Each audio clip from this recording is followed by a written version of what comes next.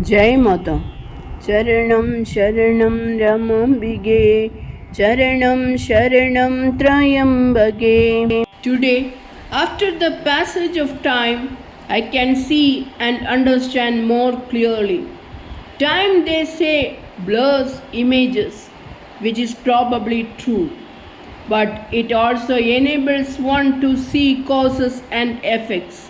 And so the knowledge comes to me now that while I offered that last puja near my husband, it was Mother's grace that brought about that critical change, the change that stilled the fires of anxiety and incomprehension and lifted me to that state of surrender to abide in her will. After that, a period of unbelievable serenity and courage ensued. I stood a being apart in the midst of his sorrowing family in Trivandrum, where the holy ashes were taken for all ceremonies. Mother was ruling me, and the peace and strength that she gave me calmed others. Mother knew that without my husband, I would be like a broken reed. There was her love and her healing grace, but more, there was her implacable will that held me to her mandate to live and work for her. After the ceremonies, I went to Bombay with my son. Divine Mother was at Pune, and I was asked to go there for her darshan. When I got down at Pune, the late Mr. Bodwaker, an ardent disciple of Mother, came to meet us and took us to the house where Mother was staying. It was past noon, and Mother was resting. But I was taken immediately to Mother's room by Tara Devi, or Taraka as she was known then. Mother was resting on the cot. I bowed down and sat near her on the ground. For some time Mother was silent, my heart filled with anguish, fed by old familiar memories of the numerous occasions when my husband and I had come to see Mother. For the first time, I truly felt the loss not only of the person but the actual physical presence. I think it was then that I realized that the beloved person who had been beside me countless times while having darshan of Mother would now never do so again. But I felt I did not grieve alone. In the loving power of her motherhood, I sensed that she too sorrowed for the absence of her beloved son. In soft tones, Mother spoke, each word bringing a world of comfort. Such was her mood of compassion that tears glistened in her eyes.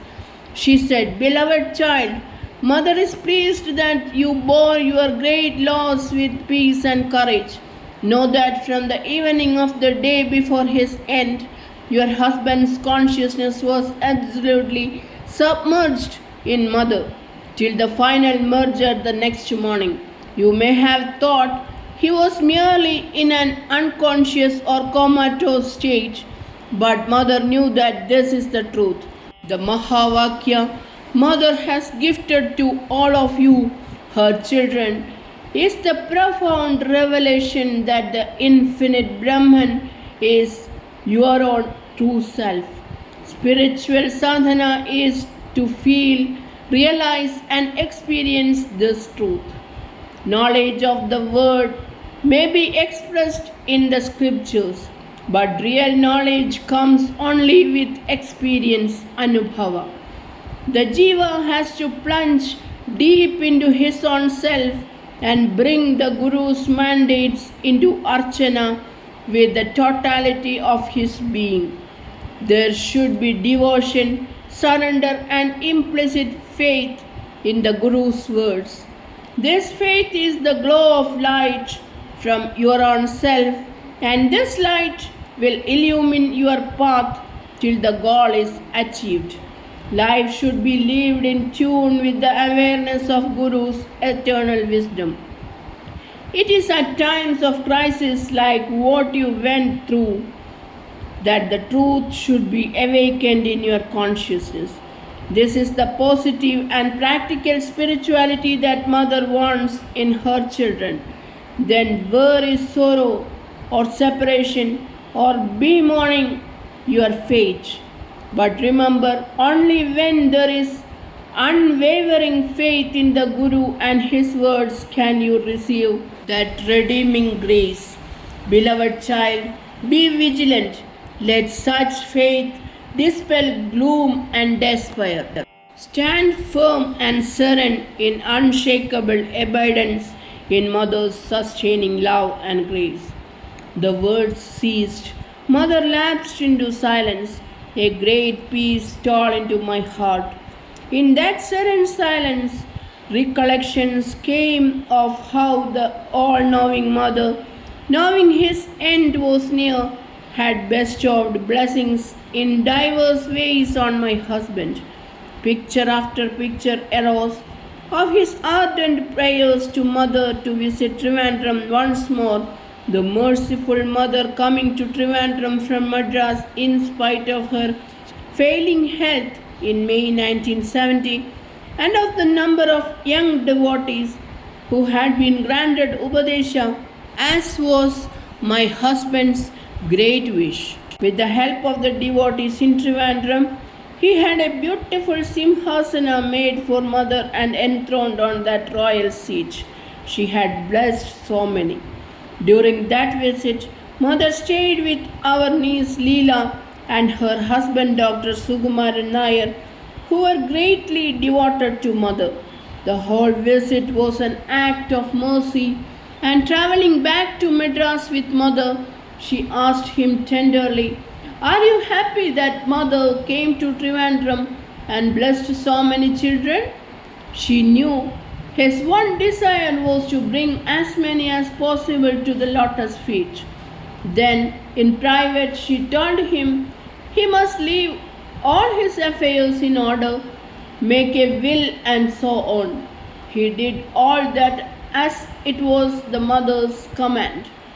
From Madras, Mother went to Bangalore. We had taken leave of her in Madras, so it was a surprise when we got a call from Mother asking us to go to Bangalore for a day. Mother that day touched the deepest chords of our hearts with her love. Though she asked my husband to convey some message to the Madras Mandali, I now know it was to see her dear child once more for some purpose known to her alone. Mother was leaving by plane that afternoon, and as she was getting into the car, she turned and called my husband Nair. I cannot explain it, but there was such a wealth of love, compassion, and poignancy in that one word, we all started crying. Even Tara Devi had tears in her eyes.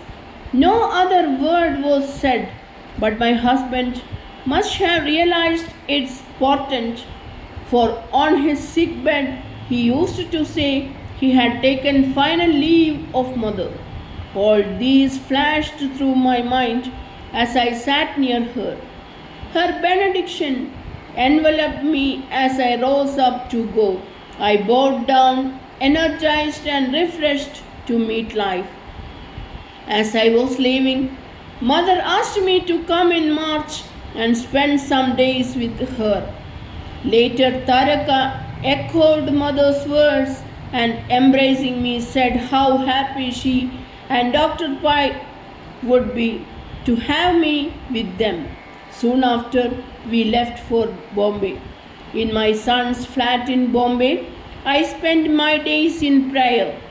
That year, March 4th, Mother's birthday was to be celebrated in a most glorious manner in Ahmednagar, as it was Mother's 60th birthday. My daughter came from Delhi for the occasion, and with my son and daughter-in-law, we were able to participate in the holy event. It is my belief that such soul-stirring events have their place in the avataric plan and purpose.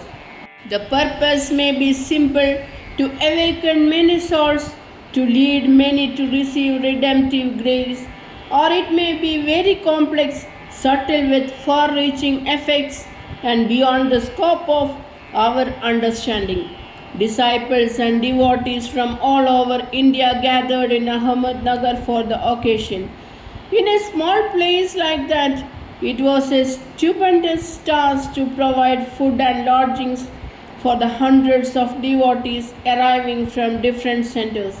However, Taraka and Dr. Pai, with the help of the Nagar Mandali, strove incessantly and everything went off not just well but in a miraculous manner. Charanam Sharanam Ramambige Charanam Sharanam Trayambage. Jai Mata.